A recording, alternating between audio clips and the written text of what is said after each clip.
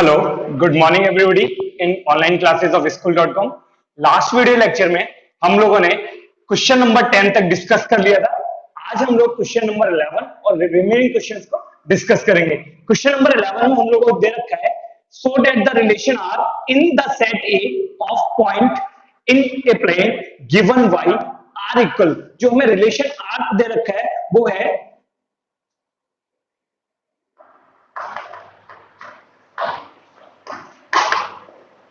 R equal P comma Q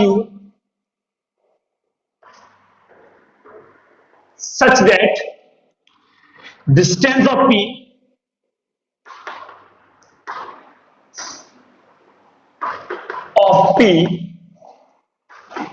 from origin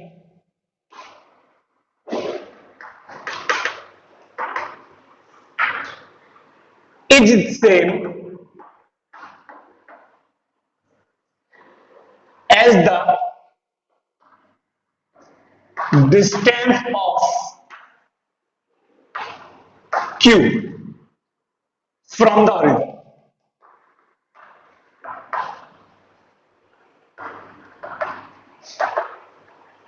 क्या दे रखा है हम लोगों को कि अगर कोई भी प्लेन है उसमें दो पॉइंट है P और Q, तो P की डिस्टेंस ओरिजिन से और Q की डिस्टेंस ओरिजिन से क्या है, इक्वल है। तो P कोमा Q बिलोंग्स कर जाएगा किससे, R से। आगे क्या दे रखा है इन्होंने, इज एन इक्विवेलेंट रिलेशन। हमें इसे प्रूव करना है, क्या है ये इक्विवेलेंट रिलेशन है। आगे बोल रहा है further so that the set of all point related to P point P और P is not equal to 0,0, यानी कि वो सेट P से रिलेटेड सारे सेट जो क्या है 0,0 नहीं है, यानी ओरिजिन नहीं है। Is the circle passing through P, क्या होगा ये सर्कल होगा जो किससे पास करेगा, P से पास करेगा विद ओरिजिन एज सेंटर।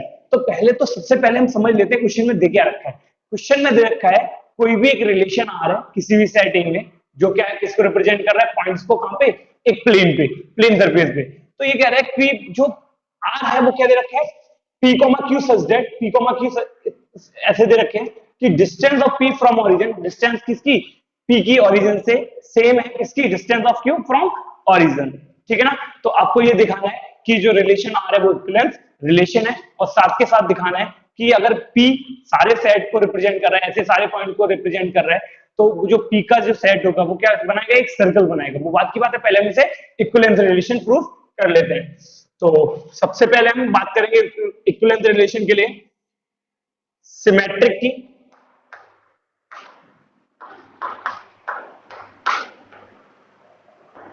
जब सिमेट्रिक की बात करेंगे तो हमें पता है गिवन क्या होता है इसमें, if P, Q belongs to R, तो this implies that P, Q अगर R से बिलोंग कर रहे हैं तो क्या होगा, distance of P from origin is same as the distance of Q from origin। यानी कि जो P की डिस्टेंस है कहां से, ओरिजिन से, वो सेम होगी किसके, distance of Q from origin. अगर P की डिस्टेंस ओरिजिन से सेम है किसके, Q के डिस्टेंस के, तो हम ऐसे भी तो लिख सकते हैं this implies that distance of Q from origin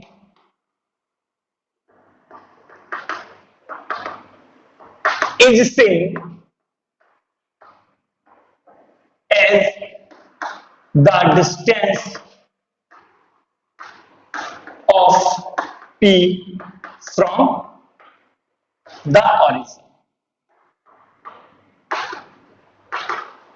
तो देखिए कोई भी पॉइंट, ये ओरिजिन से P पॉइंट है, ये ओरिजिन है, यहां से P की डिस्टेंस, ये P पॉइंट था, इसकी P की डिस्टेंस किसके इक्वल है, Q के। मान लेते हैं ये P जो है 2 यूनिट पे है, Q भी 2 यूनिट पे है, तो P की डिस्टेंस ओरिजिन से इक्वल है Q की डिस्टेंस फ्रॉम ओरिजिन। तो हम ऐसे भी तो लिख सकते हैं Q की ओरिजिन से डिस्टेंस जो है वो P की ओरिजिन से डिस्टेंस के इक्वल है। तो अगर ऐसा है तो क्या हो जाएगा, Q, P belongs to R, और जब क्यू कॉमा पी बिलोंग्स कर जाएगा आर से, तो then R is symmetric. R क्या हो जाएगा आपका? सिमेट्रिक हो जाएगा। अब आ जाते हैं किसकी बात? रिफ्लेक्सिव की।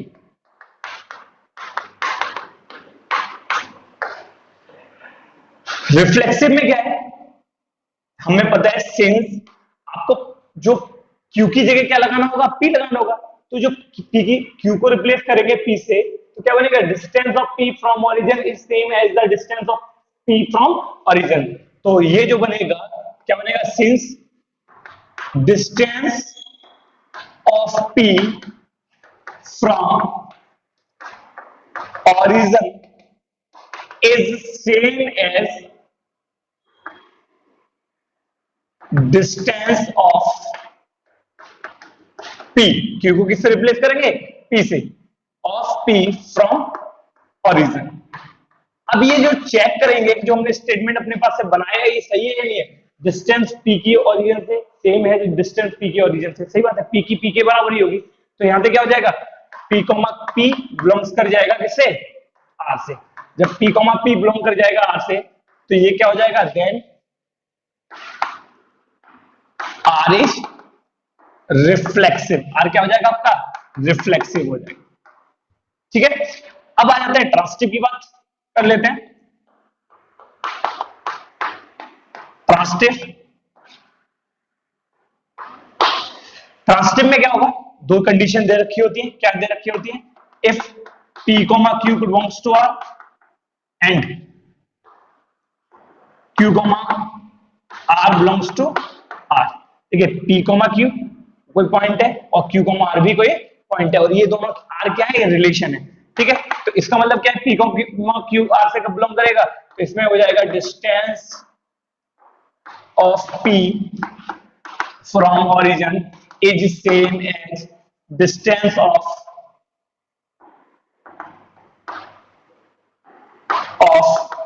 q from origin. और यहां क्या लिख पाएंगे अगर q को मान आ रहा है?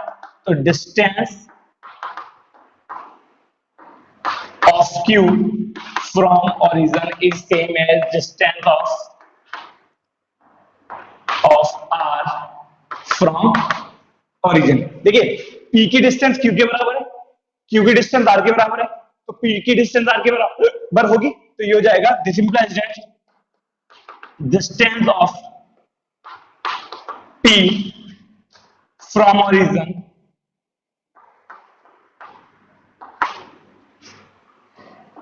is same as distance of r from origin।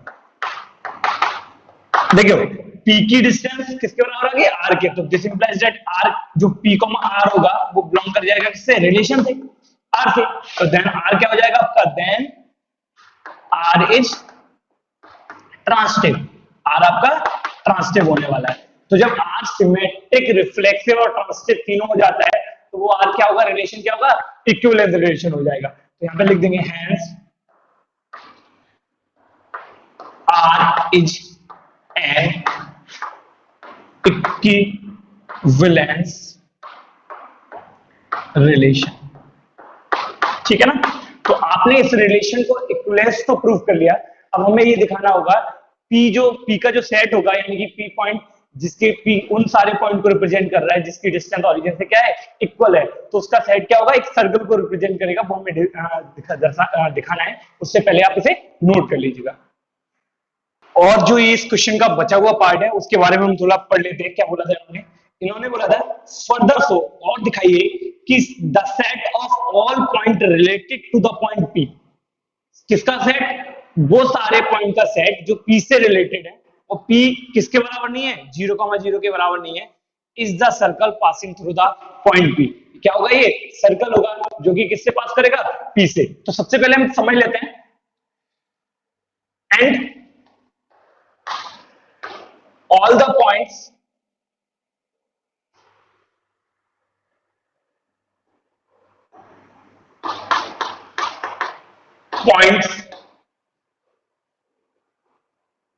Related to P, और पी क्या नहीं है, 0,0 नहीं है, are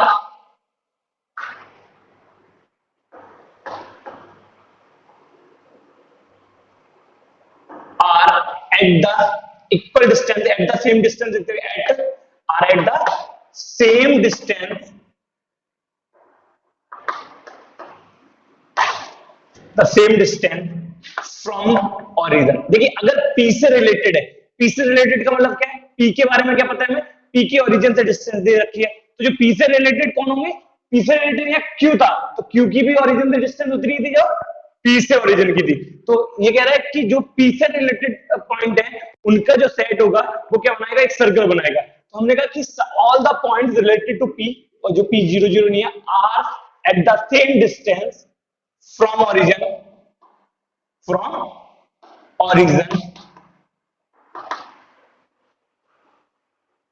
as the distance of P from origin, उतनी डिस्टेंस होगी जितनी P की ओरिजिन से डिस्टेंस होगी। तो हम लिख सकते हैं इन अदर वर्ड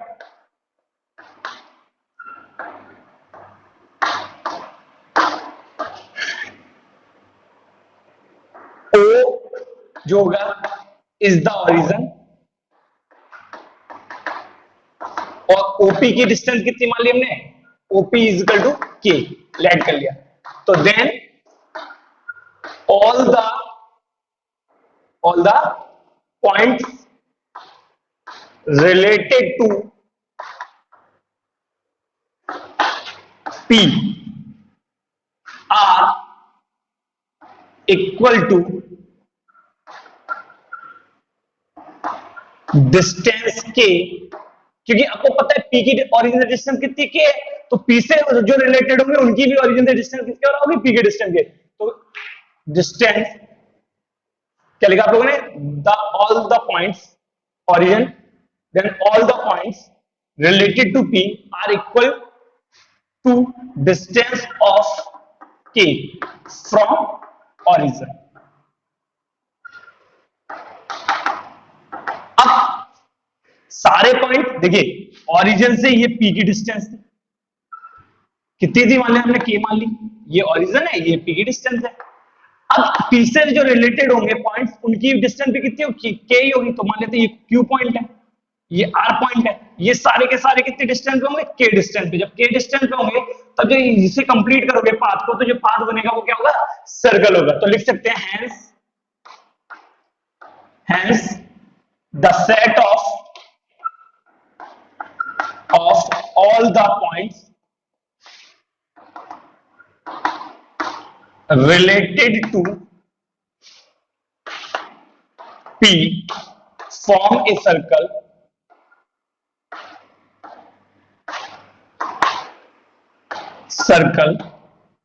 ठीक है ना, whose center at origin and passing through P, और किससे पास करेगा, थ्रू P। किससे पास करने वाला है, ये P से पास करने वाला है। तो आपको लिखना क्या था कि सारे पॉइंट जो P से रिलेटेड है वो क्या बनाएंगे, एक सर्कल बनाएंगे, यही तो बताना था। तो हमने कहा कि भैया all the point related to P, जो P 0,0 नहीं है, are at the same distance, उतनी डिस्टेंस पे होंगे ओरिजिन से जितनी P की डिस्टेंस है। हमने P की डिस्टेंस कितनी मान ली, K, तो सारे पॉइंट की डिस्टेंस कितनी होगी, K होगी। जब सारे पॉइंट की डिस्टेंस ओरिजिन से K है, तो इनका जब सेट बनाएंगे, जब इनको मीट करेंगे, तो ये जो पाथ बनेगा वो क्या होगा, सर्कल होगा। क्लियर, तो आप इसे नोट कर सकते हैं। अब हम लोगों को क्वेश्चन नंबर 12 में, क्वेश्चन नंबर 12 में पूछा गया है so that the relation R defined in the set A, एक रिलेशन आर है जो डिफाइंड है सेट ए में, और सेट ए के बारे में बताया गया ऑफ ऑल ट्रायंगल्स। किसका सेट ए क्या है, सारे ट्रायंगल का सेट है। एज आर इक्वल दे रखा है T1, T2 such that T1 is similar to T2। T1, T2 R में कब आएंगे, जब T1 is similar to T2। अगर दो ट्रायंगल सिमिलर है, यानी पहला वाला ट्रायंगल दूसरे सिमिलर है, तो दोनों का ऑर्डर पेयर है, T1, T2 किससे बिलोंग कर जाएगा, आर से बिलोंग कर जाएगा। ये दिखाना है हमें, ये रिलेशन कैसा है, इक्विवेलेंस है। आगे भी कुछ बातें करेंगे, पहले हम इसे इक्विवेलेंस प्रूफ कर लेते हैं। तो इक्विवेलेंस के प्रूफ करने के लिए सबसे पहले हमें क्या करना पड़ेगा, symmetric.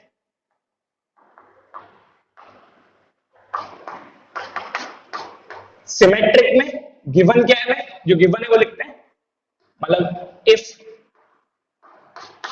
T1, T2 belongs to R, तो this implies that T1, T2 R में कब आ रहा है, जब T1 is similar to T2, जब T2 के सिमिलर, T1 सिमिलर है किसके, T2 के, तो देन अगर T1 सिमिलर है T2 के, तो T2 भी तो T1 के सिमिलर होगा। T2 is also similar to T1, जब T2 T1 के सिमिलर हो जाएगा तो दिस इंप्लाइज क्या हो जाएगा, T2, T1 belongs to R, किससे बिलोंग कर जाएगा, R से बिलोंग कर जाएगा। क्लियर हुआ, जब R से बिलोंग कर जाएगा तो then R is symmetric, R क्या हो जाएगा आपका, सिमेट्रिक हो जाएगा। अब रिफ्लेक्सिव की बात कर लेते हैं।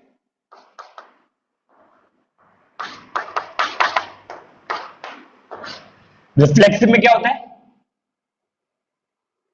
T2 को रिप्लेस करते हैं T1 से, तो यहां क्या बनेगा, जब T2 को T1 से रिप्लेस करेंगे T1 is similar to T1, हाँ वो तो हमें पहले ही पता है T1 T1 के सिमिलर होगा, since T1 is similar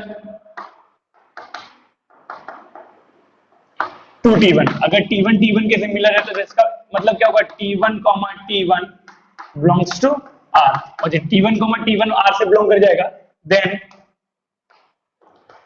R is reflexive, R क्या हो जाएगा आपका, रिफ्लेक्सिव हो जाएगा। अब हम बात करेंगे ट्रांसिटिव की।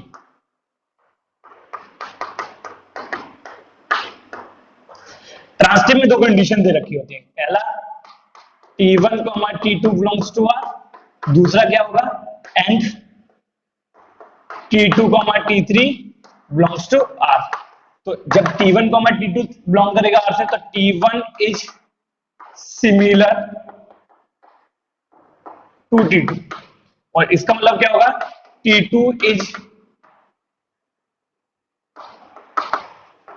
Similar to T3, T1 T2 के सिमिलर है, T2 T3 के सिमिलर, तो T1 भी T3 के सिमिलर होगा, तो then T1 is also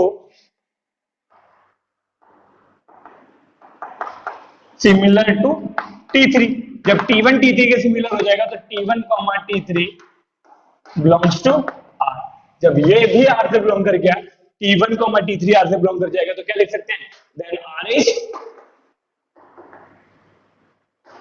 transitive.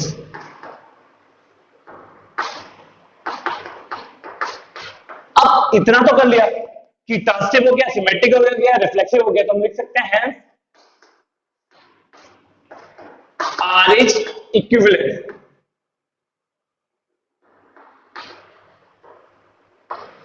relation।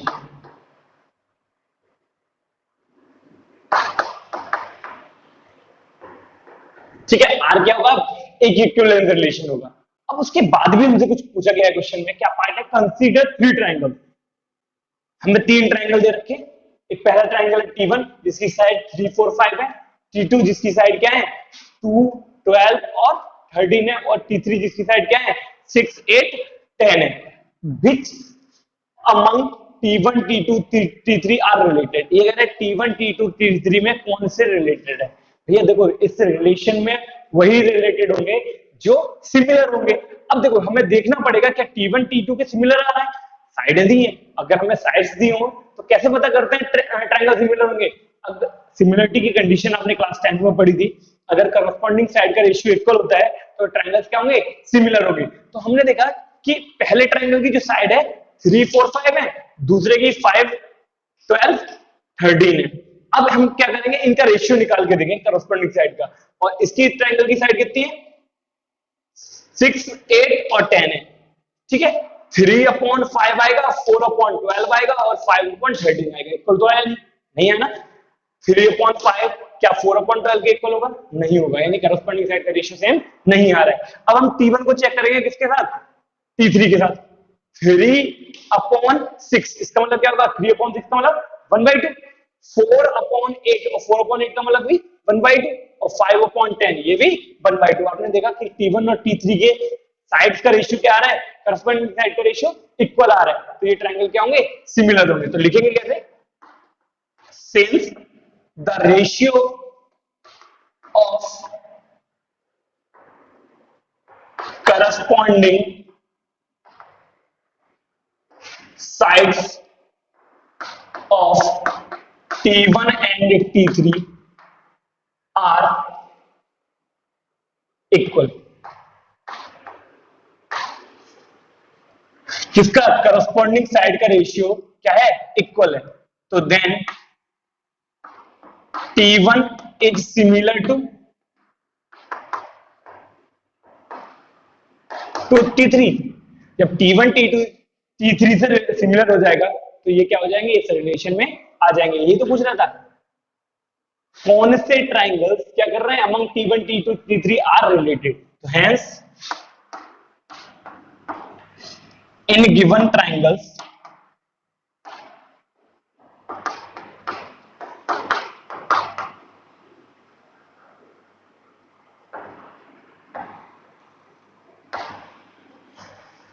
T1 is related to T3। T1 क्या हो जाएगा, रिलेटेड हो जाएगा T3 से। तो ये आपका क्वेश्चन नंबर 12 कंप्लीट हो गया, आप इसे नोट कर लीजिएगा। अब हम लोग आगे के कुछ और क्वेश्चंस को डिस्कस कर लेते हैं। देखते हैं क्वेश्चन नंबर 13 में बोला गया है कि relation R define the set A of all polygon. Relation R जो है वो डिफाइंड है किसमें, सेट ए में, और ए क्या सेट है, सारे पॉलीगन का सेट है। इसका मतलब क्या है, ए में सारे पॉलीगन आ रहे हैं। एज आर इक्वल दे रखा है P1, P2 such that P1 and P2 have same number of side. P1 और P2 क्या है, ऐसे दे रखे हैं कि P1 और P2 में नंबर ऑफ साइड्स कैसे इक्वल है, तो वो किस में बिलोंग कर जाएंगे, आर में आ जाएंगे। ठीक है, इसे इक्विवेलेंस प्रूफ करिए। इक्विवेलेंस प्रूफ करना बहुत आसान है। देखिए सबसे पहले आप सिमेट्रिक लिखेंगे और उसमें लिखेंगे if P1, P2 belongs to आर, इंप्लाइज का साइन लगाएंगे, P1 and P2 have same number of side, या P1 and P2 have same number of side. हाँ ठीक है। फिर अगली लाइन में लिखेंगे then P2 and P1 have same number of side. अगर P1 में और P2 में सेम नंबर ऑफ साइड है तो इसे उल्टा भी तो लिख सकते हैं, P2 and P1 have same number of side. तो दिस इंप्लाइज दैट, नेक्स्ट लगाएंगे P2, P1 बिलोंग्स कर जाएगा आर से, तो क्या हो जाएगा, ये सिमेट्रिक हो जाएगा। P1 and P1 have same number of side, यानी P1 और P1 में भी सेम नंबर साइड होंगी, तो P1, P1 बिलोंग कर जाएगा आर से, रिफ्लेक्सिव हो जाएगा। ट्रांसिटिव के लिए P1 में P2 के बराबर, P2 में P3 के बराबर, तो P1 और P3 में भी बराबर होंगे, तो ये ट्रांसिटिव भी हो जाएगा। अब सबसे ज्यादा इंपॉर्टेंट चीज है इसमें आगे जो पूछा गया है, वो क्या पूछा गया, उसे कैसे लिखेंगे हम लोग। What is the set of all element in A. ये कह रहा है क्या सेट होगा ए के सारे एलिमेंट का related to right angle triangle, जो जिसकी साइड क्या दे रखी है, 3, 4, 5। अब देखो सबसे पहले ऑल एलिमेंट्स इन ए में क्या सारे क्या एलिमेंट होंगे जो किससे रिलेटेड कर रहे हैं, इस ट्राइंगल से। All elements in A if या विच आर रिलेटेड टू, किससे रिलेटेड कर रहे हैं, रिलेटेड टू द। अब ये देखो सबसे पहली बात है कि हमें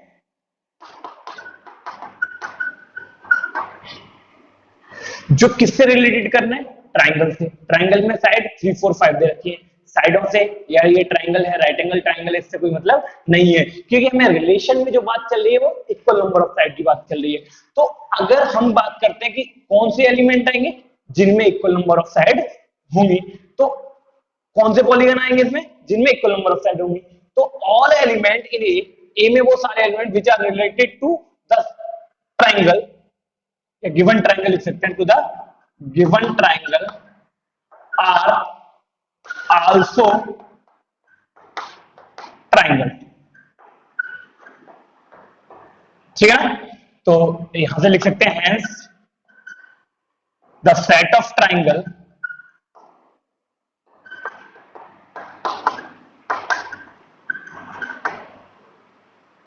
is related to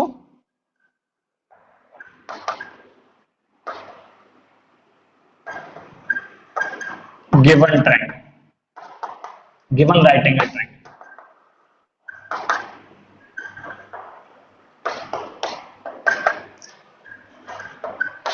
अब आ जाते हैं नेक्स्ट क्वेश्चन पे। नेक्स्ट क्वेश्चन में क्या बोल रहा है कि एल है, सेट ऑफ ऑल लाइंस है एक्स वाई प्लेन में, जिसमें आर रिलेशन दे रखा है, क्या दे रखा है, L1 L2 such that L1 parallel है L2 के।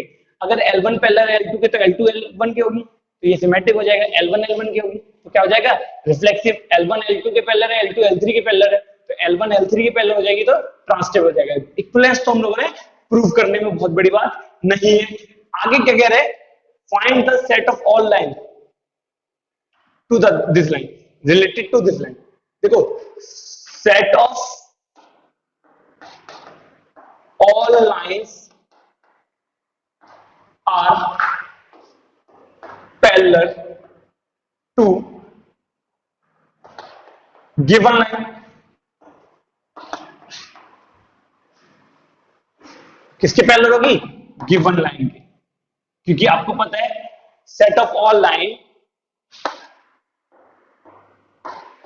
which are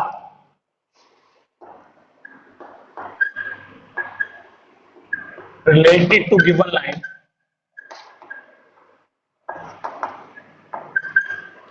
आर, जो क्या हो जाएंगी, पैरेलल हो जाएंगी किसके, गिवन लाइन के। कि सेट ऑफ ऑल लाइन, वो सारी लाइन का सेट जो which are related to given line, जो गिवन लाइन से रिलेटेड है, are parallel to given line, given line के पैरेलल होंगी। हेंस